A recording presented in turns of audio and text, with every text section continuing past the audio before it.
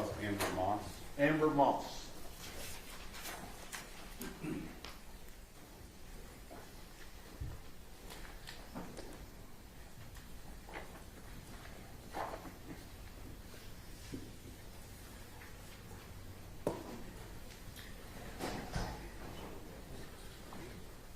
Come here, please, ma'am. Ladies and gentlemen, this witness has been previously sworn to testify truthfully. Mr. Barry? Thank you, Your Honor. Ms. Moss, would you please introduce yourself to the jury and spell your first and last name for the court? Hi, my name is Amber Moss. It's A-M-B-E-R-M-O-S-S. And Ms. Moss, what do you do for a living? I am a DNA Section Supervisor 1 at the Texas Department of Public Safety Crime Lab in Garland. Okay. And so you're a section supervisor. What does that mean? So what that means is that I manage a team of analysts, and I triage cases that are assigned to my team. I'm also still qualified as an analyst, so those duties include examining evidence for the presence of biological fluids, cutting samples and preparing them for the DNA testing, then actually performing the DNA testing itself for either our autosomal testing or our YSTR testing, performing the DNA interpretation, the YSTR interpretation, and then also performing technical and administrative reviews, and then testifying in court if necessary. With regard to your participation in the case that we're here today on, are you familiar with the Garland Lab number 2302-02863? Yes. And is that the case where the suspect is Tanner Lynn Horner and the victim is Athena Presley Monroe Strand? Yes. Now, as far as your personal background, what type of education did you have? I have a Bachelor of Science degree from Texas A&M University at Commerce, and I also have taken postgraduate classes in population statistics and molecular biology from the University of Texas at Dallas. And how long have you been working as a forensic analyst? I've been qualified as an analyst since January 2000. Okay. So approximately 26 years, Yes. right? So with regard to the process or your involvement in this case, was it actually as an analyst, or kind of describe what your part was in this particular case? So for this case, I did not, I was not an analyst involved in the case, but as the DNA section supervisor, my team handles capital murder cases. And so what that means is that when the cases are received, I will contact the agency to clear up any questions that we might have, determine whether it's going to be a death penalty case or not. And then I communicate with them to determine if we have any questions about what items to test and moving forward with our testing. And are there specific guidelines from the Texas Forensic Science Commission related to death penalty cases that you're required to make sure get followed? Yes. DPS has a policy in place that if a case is determined to be a death penalty case, then we will communicate with the attorneys on that case and determine what items will be tested. If items will be depleted, we will let them know that. And then sometimes in some of those cases, those depleted items are processed a little bit differently. Okay. And that's kind of where I was going with that. Let's talk about you. Do you have some type of special licensing to do your job, or is it just through the lab that you're accredited? No, as an analyst, I'm licensed by the Texas Forensic Science Commission. Okay. And is the lab also accredited by that same organization? The lab is accredited by the commission, but we're also accredited by an American National Standards Institute National Accreditation Board. And is that sometimes referred to as ANAB? Yes. Okay. Or ANAB? Yes. With regard to that, those specific rules for death penalty cases, if it becomes apparent that there is an item that would be depleted, well, first let's talk about what depleted means. Would you explain the concept of something being depleted? So for us, when we say that an item will be depleted, it means that either the swab that was used to collect cells, or a blood stain, or a stain on an item of clothing, for instance, we would need to use that entire thing, that entire item, either the swab or the stain itself, in order to perform the DNA testing in hopes that we get a complete DNA profile. And if it becomes apparent to you along the process that certain items would be depleted, you said that you contact somebody about that, is that right? Yes, we do. For capital murder cases, we do. And who would that be? So it depends on each case, honestly. So a lot of times the submitting agency, so like the local police department, is our agency contact, and they are relaying the information to the attorneys. But for a lot of the cases, the attorneys are involved early on in the process, since it is a capital murder case usually.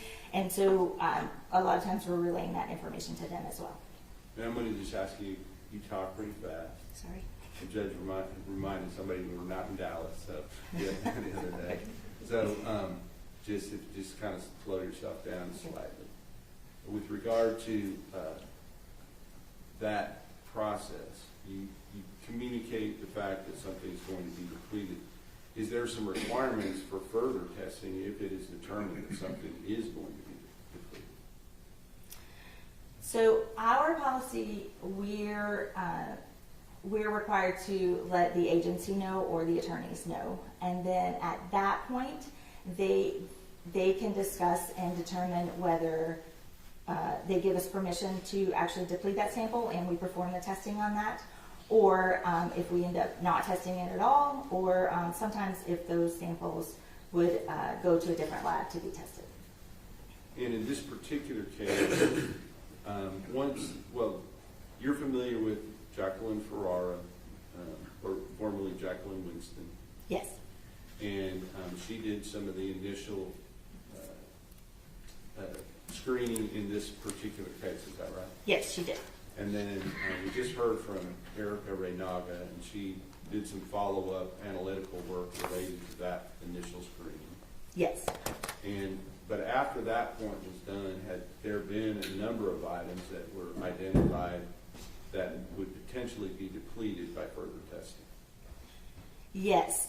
Since Jacqueline was the biology analyst, she was the one who examined the evidence itself and was the one who determined these certain set of samples would need to be depleted going forward for DNA testing. So at that point, she made a list of those samples, and we relayed that information to our contact information, or to our contact for the case, and I believe the district attorney's office at the same time, and I'm not sure if the defense was notified at that same time or not. Was a decision made that before we went further and did any further testing on anything, that we needed to get some type of court approval to move forward with the depletion items to determine what lab that should take place at, whether it was your lab or a different lab? Right, so actually part of the DPS policy for death penalty cases is that we will examine the items of evidence for the presence of biological fluids, collect those samples, but we will not move forward with any DNA testing until we have a court order, whether that is in regards to the depletion samples or samples that will not be depleted. So a court order is required for us to move forward for DNA testing, and then in that court order they need to specify how the depletion samples will be handled. And was it clear for some period of time, can you tell us whether or not it was clear to you as to whether you should move forward at your lab with those items, or whether it was going to be ordered to be done in a different lab? There was conversation in this case about, and there was some time where it was being decided where those depletion samples would be tested, whether it initially it was offered like we would test all the samples at the DPS lab, but there were certain conversations that then it was going to be that set of samples, the depletion samples, would be tested at a different lab. And then it was sometime where it was being determined which lab that would be. And ultimately, was a decision made to go to a different lab for the depletion items? Yes. And was that ordered by the court? Yes. And was, when did that transfer of items to that lab take place? So once we got a court order indicating that the depletion samples would be going to a different lab, in April of 2025, I gathered those depletion samples, put them into a separate container so that they could be shipped out to that other lab. And then there was still some discussion about exactly when we should send those samples. So they had been separated but not sent yet, and then they were sent in May of 2025 to the other lab. So already in evidence, we have State's Exhibit number 298, which is the DNA male screening laboratory report. And we have State's Exhibit number 300, which is the biology laboratory report. Those were done in March and April of 2023, correct? The biology report was June of 2023. Okay, I apologize. You're right, I looked at the wrong report when I was saying the date. So March for the DNA male screening report, March 16th, 2023? Yes. And then June 14th, 2023 for the biology laboratory report? Yes. No further reports were issued until after this transfer of evidence was able to be accomplished to the other lab for the depletion items, correct? Correct. Right, so over 2 years to get that accomplished, is that right? Oh, I'm wrong. Wait. So we do have a DNA report, but it's from 2023, but it doesn't pertain to the depletion samples. Yes. And then after that, correct, there were no more reports issued until the issue of what samples would go forward for DNA testing and the depletion samples was resolved. So ultimately, where was the depletion samples, where were they ordered to go? Where were they ordered to go? Yes, where were they ordered to go? Ultimately, they were ordered to go to a private forensic laboratory called Bode. It's in Lorton, Virginia. And is that another lab that is also accredited by the Texas Forensic Science Commission, to your knowledge? Yes. Okay. Because there are some specific rules related to death penalty cases as to what type of labs can test those. Is that correct? I believe the statute indicates that it has to be an accredited laboratory, and I'm pretty sure the statute also refers to the Texas Department of Public Safety laboratory. Yes. But any testing needs to be done by an accredited laboratory. Understood.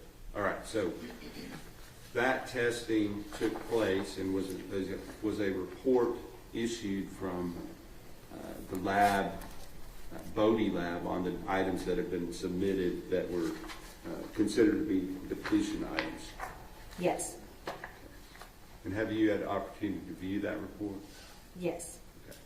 I'm not going to introduce it at this time, but once that transfer was taking place and Bode had those depletion items, did the DPS lab in Garland then go forward with the rest of their testing? Or sometime during that, when in relation to that, did the DPS lab begin testing the items that they retained that were not depletion items? In this case, once we had the initial court order listing the samples that would be tested, we knew that there was still discussion about the depletion samples, but we'd already identified those samples. So any of the non-depletion samples, we proceeded to start preparing those for DNA testing, and then started DNA testing on that set of items at the DPS lab while we were still getting information about the depletion samples. Understood. So ultimately, it was, what was the date that the final reports were issued here from the DPS Garland lab? The DNA reports, we have a supplemental DNA laboratory report dated September 15th, 2025. A biology and DNA laboratory report dated September 15th, 2025. A YSTR laboratory report dated September 15th, 2025. Can you explain the difference between the regular DNA report and a YSTR report? Yes, so our regular DNA laboratory report, it refers to our sort of mainstream testing. It's our autosomal testing, so that tests for male and female DNA. It just tries to copy whatever DNA is present, human DNA is present on the sample. The YSTR testing is male specific, so it will not pick up any female DNA that's present in the sample. It will only focus on the male DNA present in the sample. And is that YSTR process, is that, for lack of a better word, more sensitive? How does that work? It is a little bit more sensitive, but it's more specific because it's only targeting male individuals, and so it is useful in, it's more of a specialized type of testing, I would say, because it's useful in some samples where you have a high amount of female DNA and a small amount of male DNA, and that female DNA overpowers the male DNA in our normal autosomal testing. And so the YSTR testing allows us to only focus on the male DNA present. Okay. So was there both autosomal, if I call it STR testing and YSTR testing, is that correct, or is that? Yes, that's correct. All right. So was there both types of testing done at the DPS lab in Garland? Yes. And depending on the item in the sample, is that right? Yes. And was there also, to your understanding, both types of testing done at the Bode lab? Yes, there was. Depending on the sample? Yes.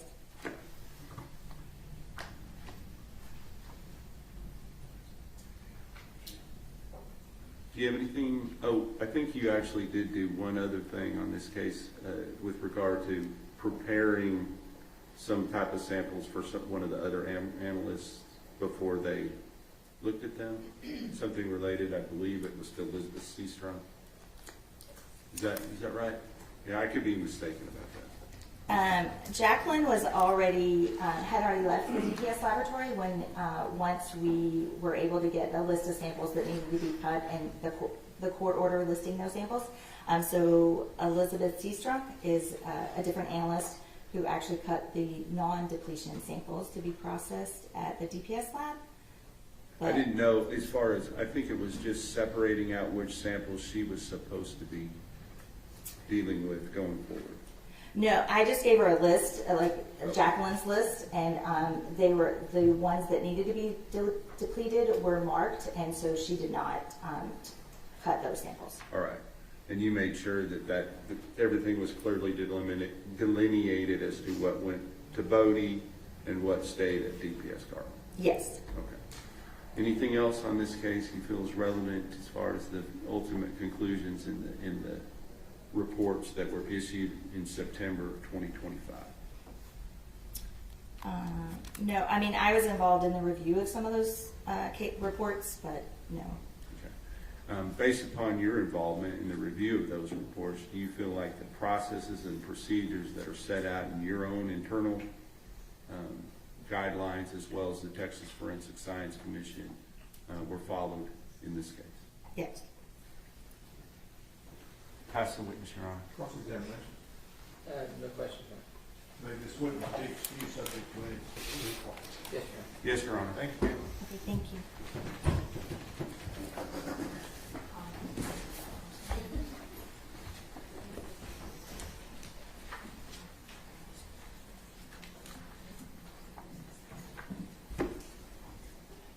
State calls Elizabeth Seastrong, Your Honor. Okay, Elizabeth Seastrong.